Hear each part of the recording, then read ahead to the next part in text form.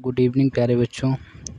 जैसा कि आप लोग अवगत हैं कि हम लोग टेंस पढ़ रहे हैं। टेंस में अभी तक बच्चों हमने प्रेजेंट और पास्ट के सभी और फ्यूचर इंडेफिनिट टेंस तक विस्तृत अध्ययन कर लिया है। आज हम लोग फ्यूचर कंटिन्यूअस टेंस का विस्तृत अध्ययन करेंगे। बच्चों आइए हम लोग शुरुआत करते हैं। पहचान: जिन वाक्यों के अंत में रहेगा, रहूँगा, रहेगी तथा भविष्य में कार्य का जारी रहना पाया जाए वहाँ पर फ्यूचर कंटिन्यूअस टेंस होता है। बच्चों फर्स्ट पर्सन प्रोनाउन के साथ हम इसमें शैल भी लगाते हैं। First person pronoun future indefinite में बताया जा चुका है, जैसे आई और वी के साथ हम क्या लगाएंगे? शैल भी। और अन्य सभी कर्ताओं के साथ हम विल भी लगाएंगे। जैसे आइए देखते हैं, नोट में लिखा भी है। वी और आई के साथ शैल भी तथा अन्य सभी कर्ताओं के साथ क्या लगाएंगे? विल भी लगाते हैं। तथा बाध्यता प्रकट होने पर क्या हो जाता है? आई और वी और आई के साथ विल भी लगाएंगे और अन्य सभी के साथ हम शैल भी लगाएंगे। जैसा कि आइए आगे देखते हैं। सिंपल सेंटेंस: सब्जेक्ट प्लस शैल भी या विल भी प्लस मुख्य क्रिया में आईएनजी, ऑब्जेक्ट, अदर थिंग्स। उदाहरण देखते हैं बच्चों। रीना स्कूल जा रही होगी। Reena will be going to school होगा बच्चों, स्कूल इस तरह। आगे देखते हैं। मैं खाना खा रहा हूँगा बच्चों। आई शैल बी ईटिंग फूड, ये होगा। अब देखते हैं, लड़के कक्षा में पढ़ रहे होंगे तो लड़के the boys will be reading in the class. लड़कियां कमरे में गीत गा रही होंगी बच्चों, इसे देखते हैं। The girls will be singing a song in the room, इस तरह बनेगा बच्चों। ये चीज़ ध्यान रखनी है, बाध्यता प्रकट होने पर फ्यूचर इंडेफिनिट में बताया जा चुका है। जैसे मैं खाना खा रहा हूँगा तो आई शैल बी ईटिंग फूड हुआ। यदि मैं लिखा होता मैं खाना अवश्य खा रहा हूँगा, खाना यहाँ पर अवश्य अगर और लिखा होता तो कैसे बनता? तो शैल के स्थान पर केवल विल हो जाता। तो क्या हो जाता? I will be eating food बच्चों, बस इतना हो जाता। यानी शैल बी के स्थान पर क्या हो जाता? विल बी, यदि इसमें अवश्य लगा होता। यानी बाध्यता प्रकट हो रही होती, लेकिन बाध्यता प्रकट नहीं हो रही है, इसलिए हमने फर्स्ट पर्सन प्रोनाउन के साथ शैल बी, अन्य सभी कर्ताओं के साथ हम विल बी का प्रयोग करते हैं। आइए नेगेटिव सेंटेंस देखते हैं। नेगेटिव सेंटेंस, इसमें केवल शैल या विल, फिर नॉट बी और मुख्य क्रिया में आईएनजी। जैसे आइए देखते हैं उदाहरण। रीना गांव नहीं जा रही होगी बच्चों। Reena will not be going to village. बच्चों नियम यदि आपने ध्यान रखा तो भविष्य में आप कभी गलती नहीं करेंगे। आने वाले समय में जो पैसे पढ़ेंगे उसमें किसी भी तरह की कोई गलती नहीं होगी, क्योंकि नियमानुसार हम कहाँ पर कर्ता रखना चाहिए, कहाँ पर सहायक क्रिया रखनी चाहिए, कहाँ पर मुख्य क्रिया रखनी चाहिए और कहाँ पर कर्म या ऑब्जेक्ट रखना चाहिए, इसका हमें सही से ज्ञान हो पाता है। यदि हम नियमों का एक बार सही से अध्ययन कर लेते हैं तो भविष्य में हम कभी नहीं भूलते हैं। आइए दूसरा सेंटेंस देखते हैं। लड़के कक्षा में नहीं पढ़ रहे होंगे तो बच्चों कैसे बनेगा?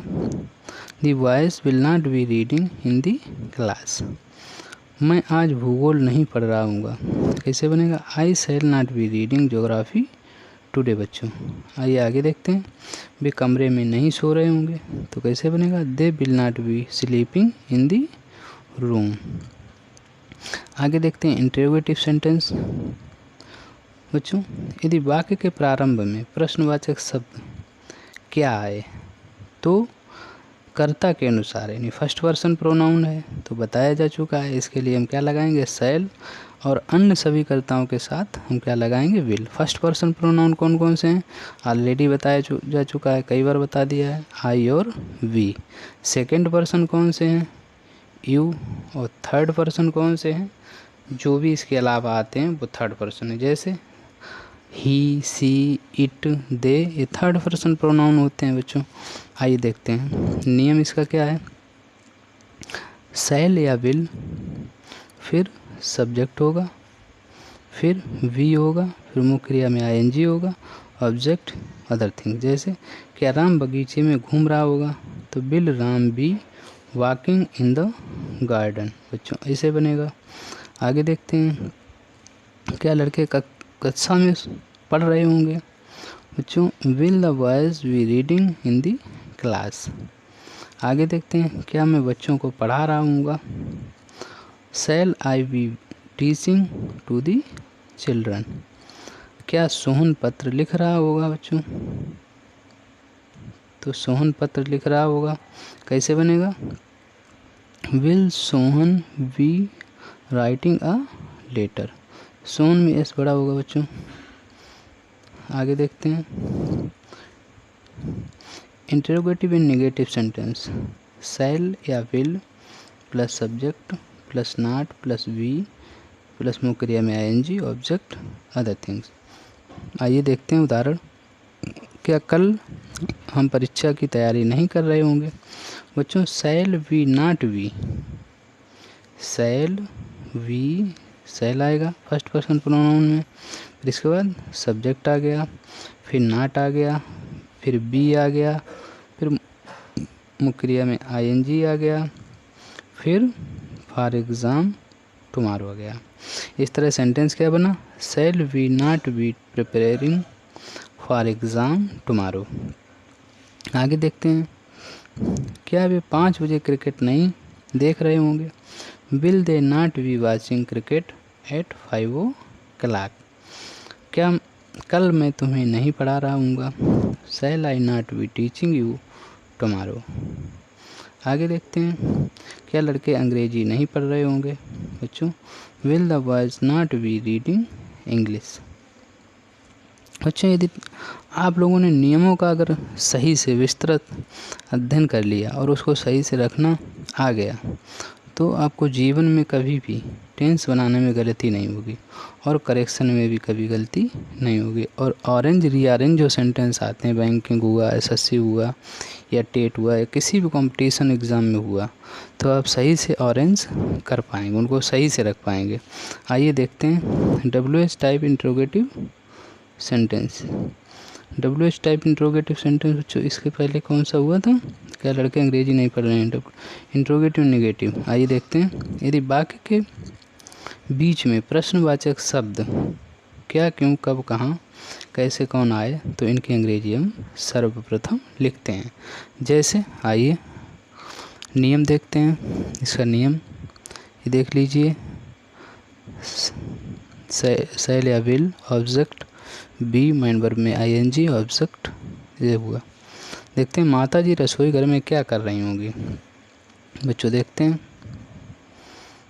What will the mother be doing in the kitchen. अब हमने देखा कि इसमें सबसे पहले हमने क्या की अंग्रेजी वाट लिख ली, फिर सहायक क्रिया विल लगाई, फिर करता, फिर हो गया वी, फिर मुख्य क्रिया में आईएनजी, फिर इन द किचन क्या हो गया, कर्म हो गया। इस तरह नियम यही तो है। सब्जेक्ट को सबसे पहले क्या है, WH टाइप वर्ड हमने लिख लिया, WH टाइप वर्ड हमने सबसे पहले लिख लिया ये वाला वाट। फिर इसके बाद शैल या बिल में से एक लिख लिया हमने, द मदर के लिए हमने बिल आएगा, बिल लिख लिया। फिर इसके बाद शैल या बिल लिख लिया, फिर इसके बाद बी आया, हमने बी लिख लिया। फिर इसके बाद डू में आईएनजी लगा दिया, डूइंग कर दिया। फिर उसके बाद किचन कर्म हो गया। इस तरह आगे देखते हैं पिताजी कल कानपुर क्यों जा रहे होंगे। बच्चों why will the father be going to Kanpur tomorrow. आगे देखते हैं लड़के कल मैदान में कब खेल रहे होंगे। बच्चों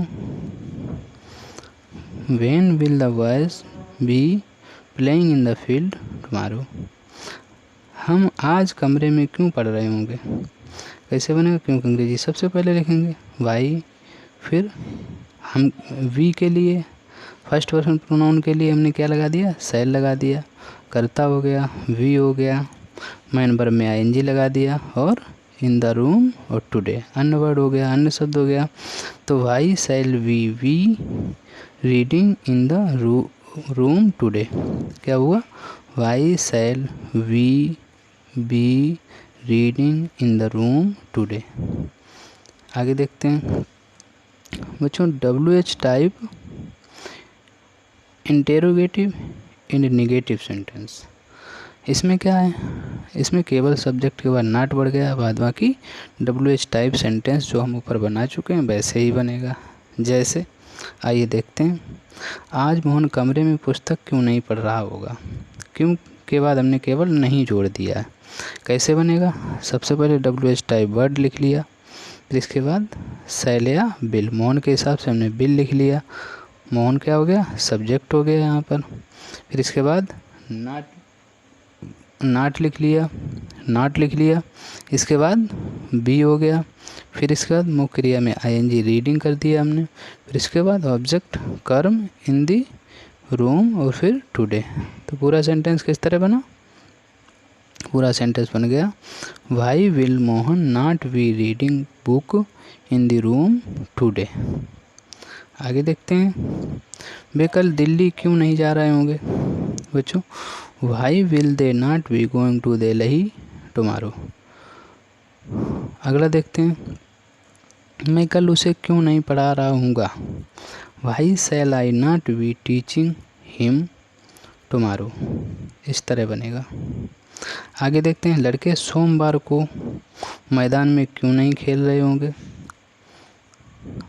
देखते हैं, why will the boys not be playing in the field on Monday, यानी ऑन मंडे डेफिनिट टाइम है इसलिए हमने ऑन लगाया है।